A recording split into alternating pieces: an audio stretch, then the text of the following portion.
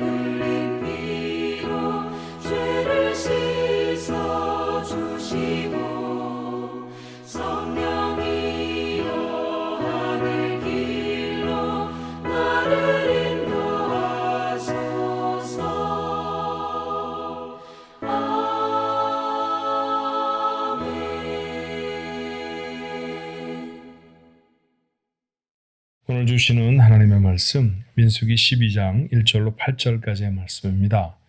민수기 12장 1절로 8절의 말씀 우리 한 목소리로 같이 읽어볼까요? 모세가 구스 여자를 취하였더니 그 구스 여자를 취하였으므로 미리암과 아론이 모세를 비방하니라. 그들이 이르되 여호와께서 모세와만 말씀하셨느냐 우리와도 말씀하지 아니하셨느냐 하며 여호와께서 이 말을 들으셨더라. 이 사람 모세는 온유함이 지면의 모든 사람보다 더하더라.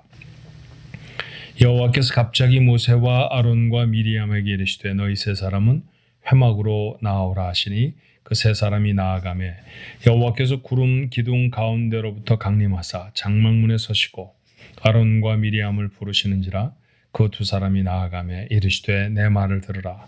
너희 중에 선지자가 있으면 나 여호와가 환상으로 그에게 알리기도 하고 꿈으로 그와 말하기도 하거니와 내 종 모세와는 그렇지 아니하니 그는 내 온 집에 충성함이라. 그와는 내가 대면하여 명백히 말하고 은밀한 말로 하지 아니하며 그는 또 여호와의 형상을 보거늘 너희가 어찌하여 내 종 모세 비방하기를 두려워하지 아니하느냐. 아멘. 민수기 백성을 계수했다라고 하는 뜻의 제목입니다. 계수의 목적이 있었죠. 이스라엘 백성이 다시 출애굽하여서 가나안 땅으로 가는 여정을 시작하기 위해 백성의 숫자를 계수한 것입니다. 그러므로 민수기에 담겨져 있는 내용은 이스라엘 백성의 광야의 삶의 여정이에요. 자, 출애굽한 이스라엘 백성들이 잠시 시내산이라는 곳에서 한 1년여간 머물게 되었습니다. 하나님의 백성이라고 말을 하잖아요. 근데 하나님의 백성으로 살아가야 할 법 이런 거 아직 잘 몰랐습니다.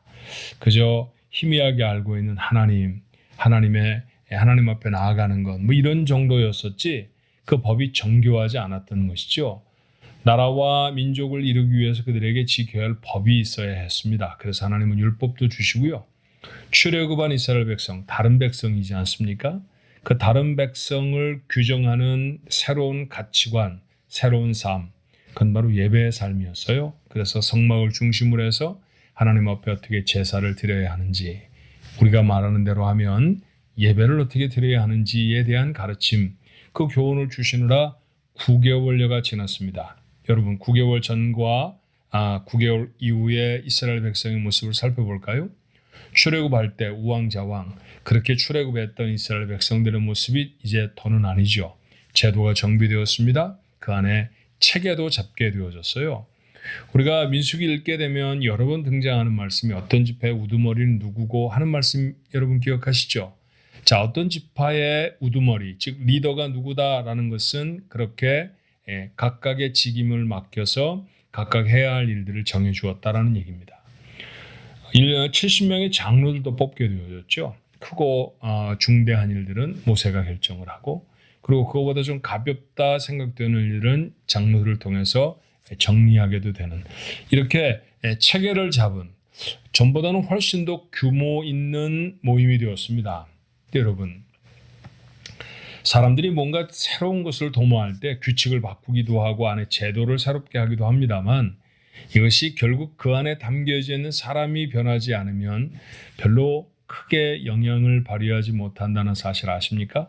오늘 본문의 말씀이 바로 그런 말씀이죠. 그렇게 체계도 세웠고 이스라엘 백성다운 규범도 세워졌습니다. 제도도 생겨졌고요. 각각 리더십, 나는 무엇을 해야 하고 너는 나의 윗자리고 누구는 누구의 아랫사람 부하가 되어지고, 이런 제도들도 다 정했습니다만 이 제도가 발휘되어지는 이스라엘 백성 속에 여전히 문제가 있었어요.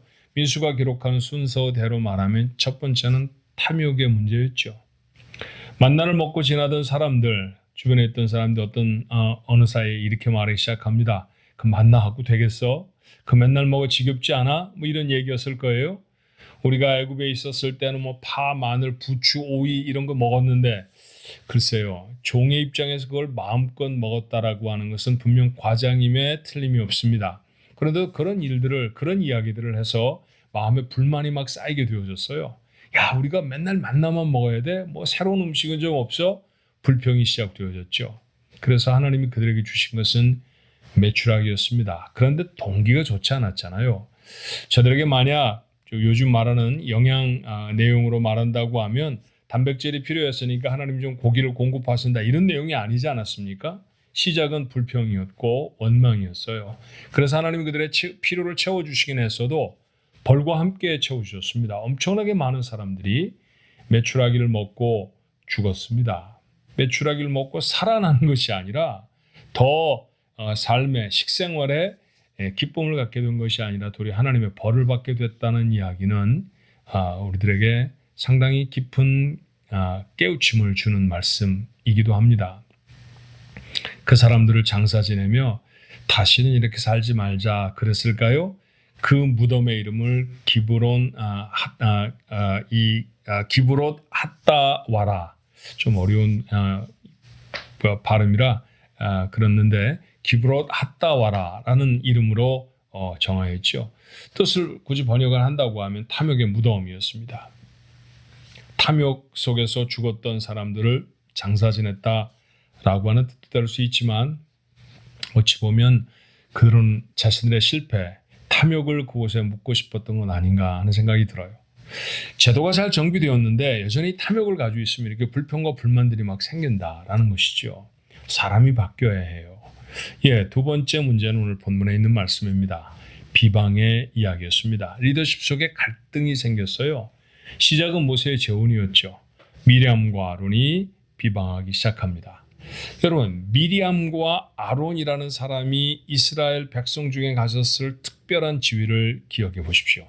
우선 미리암은 선지자로 이름 지어져서 사람들에게 존경을 받던 사람이었고, 아론이라는 사람은 대제사장으로 기름 부음을 받은 사람이었습니다. 심지어는 어떤 직을 받을 때 그 거창하고 화려한 예식을 통해서 세워진 사람은 아론이 유일해요. 자리가 좀 더 높았다고 하면 아마 모세일 것입니다만, 모세도 그런 소위 말하는 직위식 이런 거 해본 적이 없습니다. 그렇게 세워진 사람들이었고, 모세와는 또 가깝게 어떤 관계였을까요? 그들은 무엇보다 모세의 손윗 형제들이었습니다. 미리암은 아예 모세가 어렸을 적에 그 어린아이를 물에 띄워놓고 그 띄워놓은 동생이 어디로 가는지 살펴봤던 누나였죠. 아론은 그를 대신해서 이스라엘 백성에게 유창한 히브리 말로 하나님의 뜻을 전해주었던 사람이기도 했고요. 그런데 하나님이 그들을 지도하시는 방법은 반드시 모세를 통해서였습니다. 더 중요한 일들을 미리암이 하는 것 같기도 하고 더 비중 있는 역할을 아론이 하는 것 같기도 한데, 사실은 하나님 편에 가장 비중 있게 사용되는 사람은 모세였죠. 그것이 아마 손위 형제들의 마음에 시기심을 불러일으켰는지 모릅니다. 말씀드렸던 것처럼 사건의 발단은 모세의 재혼이었죠. 오늘 성경 1절은 구수 여자를 취하였다고 했습니다. 하필이면 구수 여자라고 말했던 것은 유대인이 아니었다, 히브리 사람이 아니었다라고 하는 뜻 아니었나, 그런 생각이 들어요. 그런 비방이 아니었을까요? 왜 하필이면 히브리 여인 중에 아내를 택할 수 없었느냐라고 하는 비난이 모세에게 있을 수도 있죠. 어떻든 이것은 손위 형제였던 미리암과 아론이 모세를 비난하는 그런 빌미가 됐습니다. 비방을 퍼붓기 시작합니다.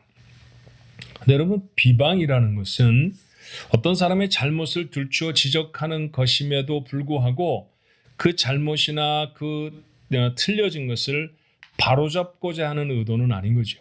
그렇게 했다고 하면 조언이라든지 가르침이라든지 advice, counseling 이런 것들로 표현하지 비방이라는 말로 표현하지는 않습니다. 그런데 오늘 성경에 두 차례나 그들이 했던 일은 비방이었어요. 그러니까 모세의 삶에 스크래치를 내는 거죠. 흠집을 내는 거죠. 자, 그의 리더십에 손상을 입혀서 자기들이 모세가 가졌던 리더십과 같은 것들을 얻고 싶었던 모양입니다. 성경은 그들의 행위를 잊지 않고 비방이라는 부정적인 단어로 씁니다. 그리고 무엇보다도 이런 비뚤어진 그들의 마음을 하나님이 아셨죠. 자, 2절 하반절의 말씀은 여호와께서 이 말을 들으셨다고 했습니다. 하나님 앞에 비방하면서 그 말을 하나님이 들으실 줄로 모르는 경우가 얼마나 많아요. 그런데 그 말을 하나님이 들으셨습니다. 다른 말로 말하면 그들의 비방의 이유가 무엇이었는지, 그 비방의 뒤에 숨어져 있는 그들의 비뚤어진 마음이 어떤 것인지를 하나님이 아셨다는 얘기죠. 그럼 어떤 교훈을 받을 수 있겠습니까? 종종 누군가를 비방하게 되죠. 잘못된 일입니다. 실수하는 일입니다. 우리가 두 사람이 어떤 다른 제3자를 흉을 보는 이야기를 하기 시작하면 너무너무 재미있어서 시간 가는 줄 모르고 하게 될 때가 참으로 많습니다. 그것이 바로 우리의 비뚤어진 마음의 표현이라는 것 우리가 알아야죠. 여러분의 마음을 먼저 살펴보게 되기를 바랍니다. 잘못을 바로 잡으려는 선한 마음인지, 아니면 그에게 허물, 상처를 내려는 비뚤어진 마음인지. 만약 누군가에게 우리가 나누는 이야기로 상처가 되어지는, 그에게 흠집을 만들어내는 말이라고 하면 그것은 옳은 얘기가 아닙니다. 그건 오늘 성경이 표현하는 대로 비방이 될 수밖에 없죠. 또 하나, 이런 비방을 하게 될 때, 누군가 다른 사람의 잘못에 대해서 찝어내 이야기를 하게 될 때 하나님을 두려워해야 합니다. 아무리 미워하고 아무리 합리화해도 그 말을 하고 있는 우리의 중심을 하나님이 아신다는 것이죠. 저 사람이 잘못한 거잖아요. 정말 그래서는 안 되잖아요. 라고 항변할 수 있습니다만, 만약 그것이 내 시기심 때문이었다든지 아니면 저 사람을 좀 깎아내리고 싶어 하는 그런 마음에서 만약 그런 얘기를 하고 있다고 하면 그 중심을 하나님이 아신다는 거죠. 우리의 모든 전화를 하나님이 다 듣고 계신다고 하면 우리의 전화 통화는 어떻게 되겠습니까? 우리가 사사롭게 아내와 남편 간에 나누는 이야기가, 가정 속에서 나누는 이야기가, 내 친구와 함께 나누는 이야기가 다 하나님의 귀에 들어간다고 하면 우리는 어떤 태도로 그 이야기들을 해야 할까요? 이 이야기의 결론은 미리암과 아론이 책망받는 것으로 결론 지어집니다. 하나님은 잘못한 것을 벌 주시죠. 미리암에게 주어졌던 책망은 중한 것이었어요. 나을 수 없었던 문둥병이었습니다. 나병에 걸려버리죠. 모세가 기도하지 않았으면 아마 그는 낫지 못했을 것이고 비참하게 살이 썩어 들어가며 생애를 마쳐야 했을 것입니다. 그 참담한 질병, 그것이 하나님의 벌이었다는 사실을 우리가 잊지 않아야 합니다. 자, 비방의 결과가 이렇다고 하면 비방하는 입술을 멈춰야 하지 않을까요? 두 번째로 우리가 생각해 볼 수 있는 또 하나의 성품이 있다고 하면 온유함입니다. 자, 모세는 비방을 들었습니다. 그런데 그의 반응을 성경은 어떻게 기록하나요? 3절에 이 사람 모세는 온유함이 지면의 모든 사람보다 더하니라. 그렇죠. 온유함이 더했다라는 말을 미리암과 아론이 비방했다는 말 다음에 이어서 하고 있는 것을 보면 그들의 비방을 참았다 이런 뜻이죠. 그들에게 분노를 터뜨리지 않았다라는 얘기입니다. 왜 항변할 이야기가 없었겠습니까? 모세도 나름 자신이 왜 결혼을 해야 하는지, 자신이 왜 구수 여인을 아내로 선택해야 하는지에 대해서 이야기를 했을 것입니다. 하고 싶었을 것입니다. 그런데 그런 것을 다 참습니다. 다 내려놓죠. 어떤 교훈을 이곳에서 받을 수 있을까요? 종종 우리는 악한 비방을 듣습니다. 전혀 사실 무근인 이야기들을 하면 억울하기도 하고 속이 상하기도 하고 화가 나기도 하죠. 그래서 대적하고 싶습니다. 불러내서 한번 따져보고 싶은 마음이 우리에게 들기도 하죠. 그때 우리는 모세를 생각할 수 있었으면 좋겠습니다. 모세는 비방을 당하였을 때 그들을 따지지 않습니다. 그들 앞에 분노를 터뜨려내지도 않았고요.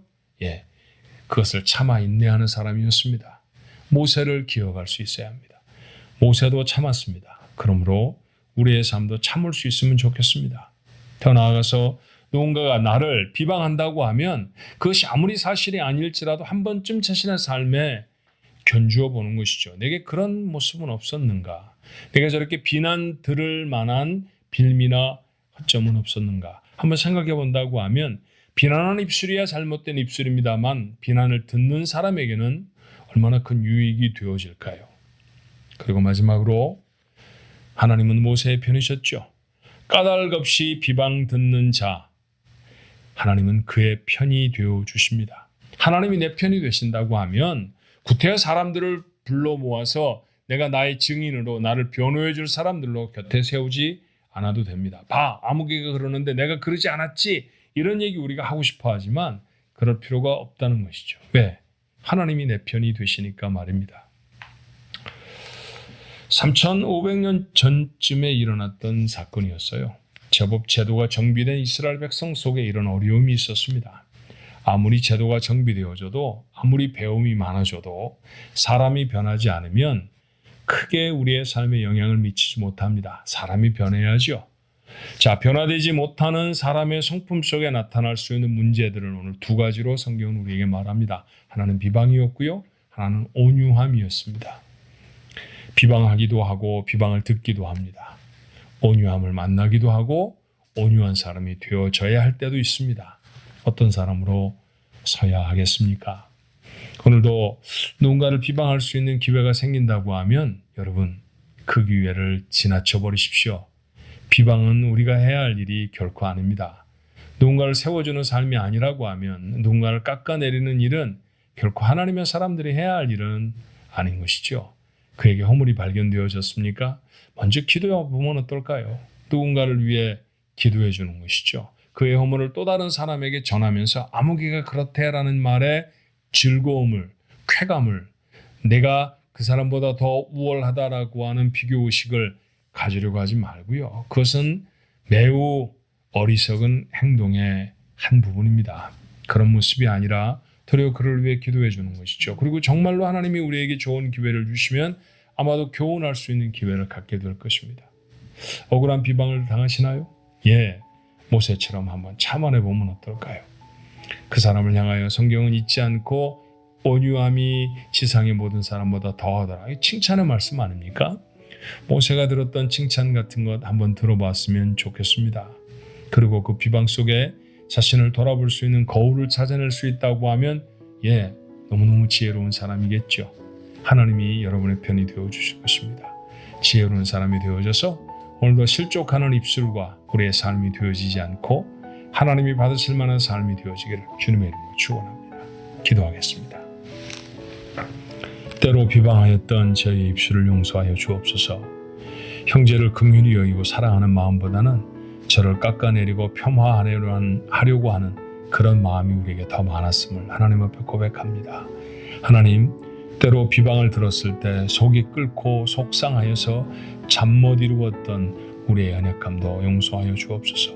우리가 하나님을 믿는 믿음의 삶으로 하나님 앞에 든든히 서는 그런 믿음의 심지를 내릴 수 있게 도와주옵시고, 우리의 편이 되어주시는 하나님, 그리하여 우리가 모든 비방에도 참고 인내하며 다시 한번 삶을 돌아볼 수 있는 기회로 삼을 수 있도록 지혜롭게 하여 주옵소서. 오늘 한날의 삶이 비방에서 자유롭고 또는 비방을 들음에 온유할 수 있는 하나님의 사람들 되어지도록 축복하옵소서. 예수님의 이름으로 간절히 기도하옵나이다. 아멘.